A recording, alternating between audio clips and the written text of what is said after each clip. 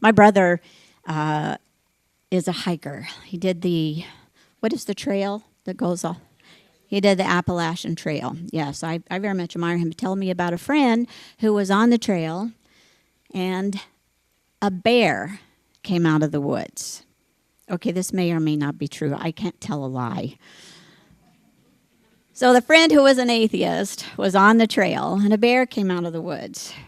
He was a biology professor, and he was walking in the forest, marveling at the wonderful world evolution has given us. His wondering was interrupted by a loud growl. He turned to see a large, hungry, cranky grizzly bear charging towards him. The professor began to run, but it was no use. The bear was too fast. The professor tripped, and the next thing he knew, the grizzly was standing above him, 1 foot on his chest, his paw ready to strike. And with terror in his eyes, the atheist professor realized he was about to experience the survival of the fittest firsthand, yelled, "God help me!" Time froze. Maybe some of you know this. I love this. Time froze. The bear froze. The forest was silent. A bright light shone from above. The voice boomed, "You deny my existence all these years, teach others that I don't exist, and even credit creation to a cosmic accident? Do you expect me to help you out of this predicament? Am I to count you as a believer?" The atheist professor looked up into the light. "It would be hypocritical of me to suddenly ask you to treat me as a Christian now, but perhaps you could make the bear Christian."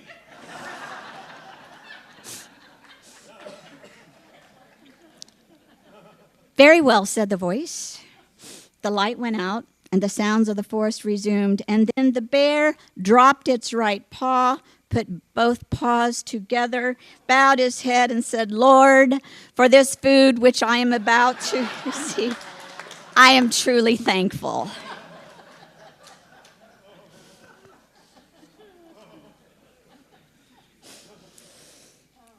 Isn't laughter the best? Religious, non-religious, there has always been this tension. The Nobel Prize-winning American physicist Steven Weinberg famously said, "With or without religion, you would have good people doing good things and evil people doing evil things. But for the good people to do evil things, that takes religion." Gulp. I heard a growl over here. So, right up front, I'll acknowledge that religion has the capacity to prompt bad actions. We know this. At its worst, there is subjugation, torture, rape, and murder. Further hardships caused by religion included creating an atmosphere of tribalism, whereby people are divided, insiders from outsiders. Insiders are deemed worthier than outsiders. Some say, why religion when sacred texts have been used to anchor people to systems of violence, misogyny, racism, inequality? When religion prompts folks to exist in a state of fear and even denial, it is easy to list all the varied things wrong with religion. However, as much as many want to put up their hands and say, religion does more harm than good, I'm having no part of it, I think we might want to take a second look at this old cliche. I don't think we can dismiss religion so quickly. You see, like so many things in life, there is an evil side to the religious impulse, but there's also a bright side.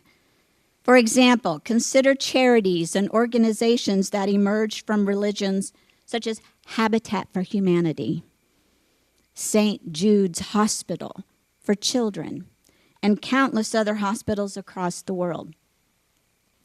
I did my chaplaincy. UU ministers go through schooling and training, a term of chaplaincy. I did mine in St. Vincent's Hospital in Indianapolis, Indiana. 4 nuns created the hospital in 1881. The women were members of the Daughters of Charity of St. Vincent de Paul, a religious order dating to the 17th century in France, and became established in the United States by St. Elizabeth Seton in 1809. Maybe you're familiar with the World Relief International, an organization whereby churches and congregations come together to assist those all over the world who are in catastrophes ways. And we Unitarian Universalists have to list our very own Unitarian Universalist Service Committee, Church of the Larger Fellowship, that is there for people who are in prisons. It's an online. It's also has a newsletter. The International Association for Religious Freedom and the UU Holding India program. These faith-based organizations have contributed positively in countless ways. We also have to acknowledge, and maybe you don't know this history, but I'm very much about reminding you of your ancestors in this tradition. Waitstill and Martha Sharp, who traveled multiple times on life-threatening missions in Europe to rescue hundreds of political dissidents and Jewish refugees prior to World War II. Look up the movie Defying the Nazis, The Sharps' War. It would be great to host a movie here, a movie night, so that you all can see what these two did in a time of great hardship. And of course, here in Pinellas County, we have FAST, Faith Action Stronger Together, a coalition of faith communities working for change here locally. Regarding what good religion does for folks, Jeffrey Dorfman, a Forbes magazine contributor, says, economically speaking, in an article titled, Religion is Good for All of Us, even for those who don't follow one. That was the name of the article. He said, studies have shown that religious attendance 1 or more times per week leads to an extra 7 years of life expectancy. It's good for stronger immunity, lower blood pressure, and it's been linked to less depression and alcohol and drug abuse, which means less medical expenses. Also, people who are regular religious attendees give more money to charity than other people, which does much good in their communities. There is lower unemployment among the religious and fewer crimes are being committed, which is all very good for the economy. It always comes down to money, doesn't it? Money for medicine. Money. Anyway, there are other gifts from religion that most of us don't think about when we flippantly say religion causes wars and deaths. No, thank you. Think about this. Religion was the starting point for science. Anne Druin, wife of the late Carl Sagan, an editor of a book he wrote, explained, until about 500 years ago, there had been no such wall separating science and religion. Back then, they were one and the same. It was only when a group of religious men who wished, quote, to read God's mind, realized that science would be most helpful, a most powerful means to do so, that wall was needed. These men, you'll appreciate Galileo, supported by the Catholics and the Jesuits. Johann Kepler, a German math teacher who taught nuns at a seminary in Austria. Isaac Newton, a devout Christian. And much later, Charles Darwin, who grew up Unitarian, began to articulate and internalize the scientific method. Science took off for the stars in institutional religion, choosing to deny the new revelations could do little more than build a protective wall around itself. So regarding her husband's opinion, Druin said, he, Carl, never understood why anyone would want to separate science, which is just a way of searching for what is true, from what we hold sacred, which are those truths that inspire love and awe.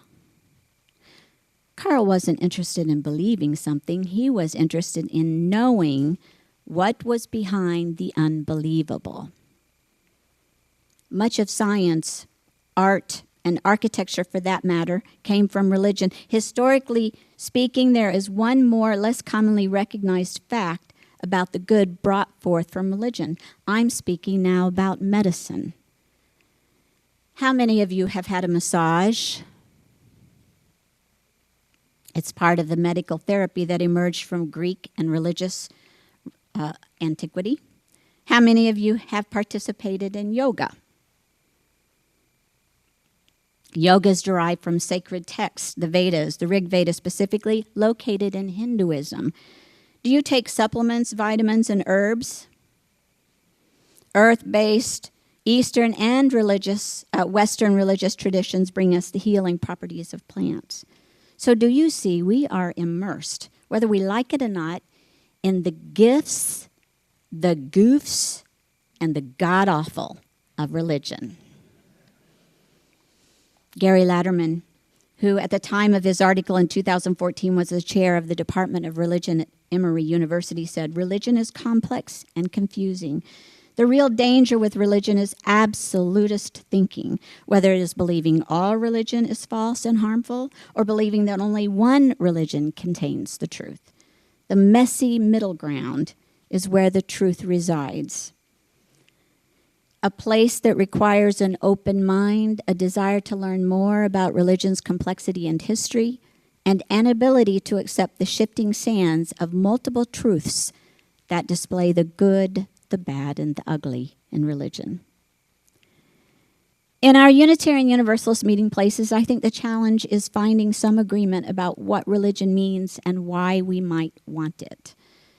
So, of course, I'm looking for a definition, one that fits, because I got to tell you, and all the dictionaries I come across, the first one doesn't fit. It just doesn't fit who we are. And if I go back and go further down the list of descriptions, I finally find the one that fits.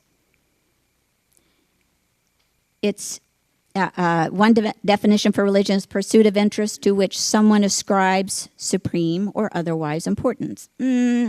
Another one is an interest, a belief, or an activity that is very important to a person or a group of people. Often synonymous with faith, it might mean something that is believed with strong conviction. I believe in pluralism. I have a strong conviction that each person's personal understanding is important, relevant, and worthy. So, again, if you go looking for a definition, you have to go the second, the third, the fourth. So why religion? This question prompts one to articulate what is ultimately important. The Dalai Lama, and now this is so much of a cliche, but if you take it down to its fundamental level, it's so true. My religion is kindness. The wisdom of our little ones this morning, right? Kindness. Maybe some of you relate to the poetry of Naomi Shihab Nye.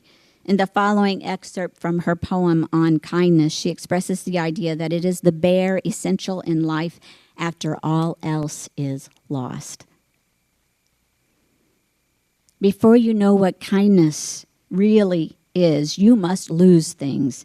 Feel the future dissolve in a moment like salt in a weakened breath. What you held in your hand, what you counted and carefully saved, all this must go, so you know how desolate the landscape can be between religions of kindness.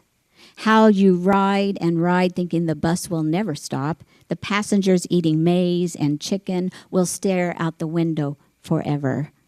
Before you learn the tender gravity of kindness, you must travel where the Indian in a white poncho lies dead by the side of the road.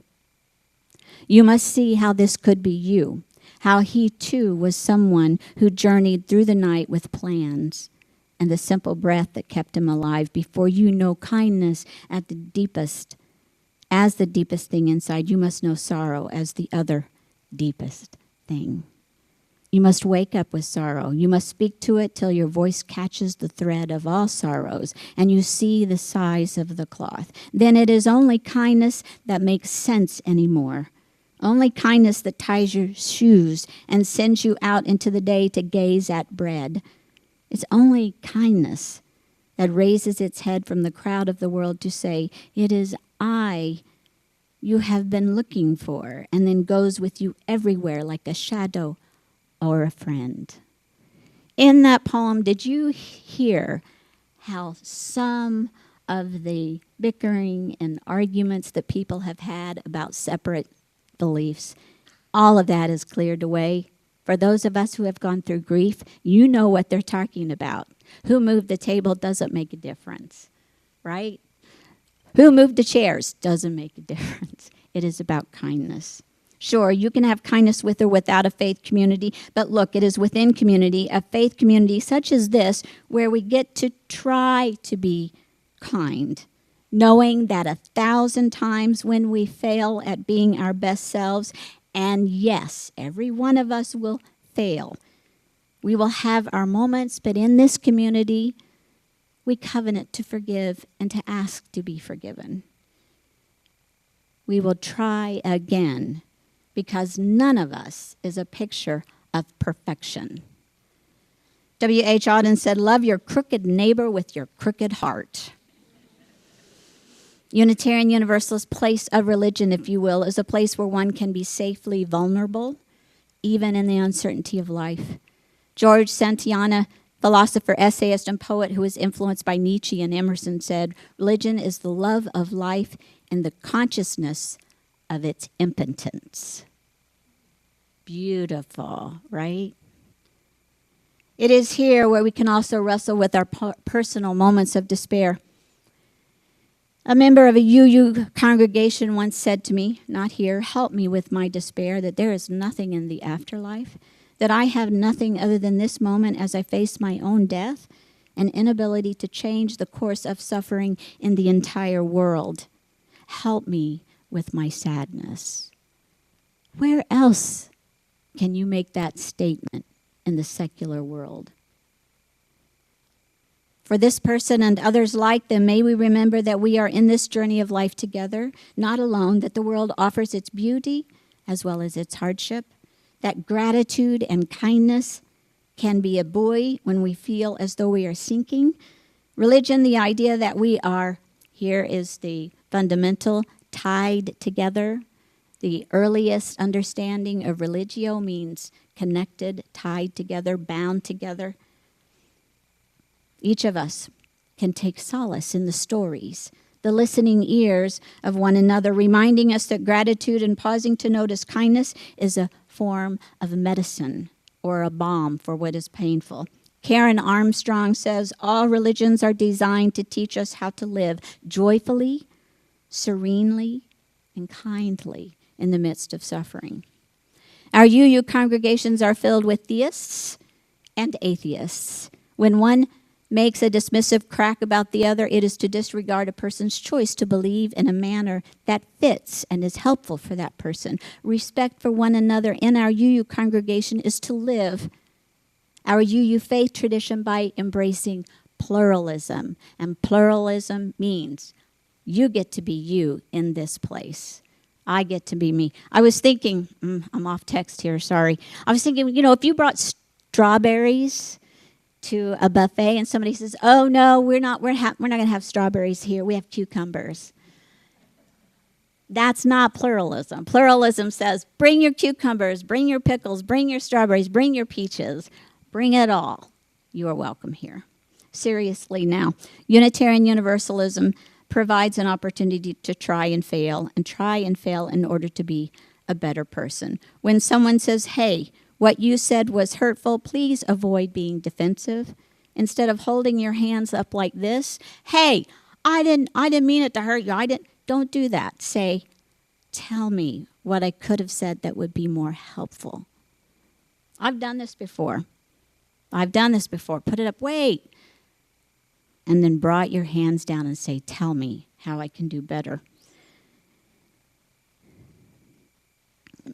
Let go of being defensive.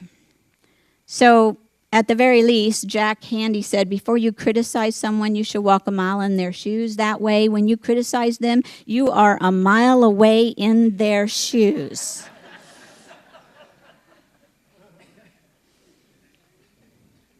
Again, I love humor.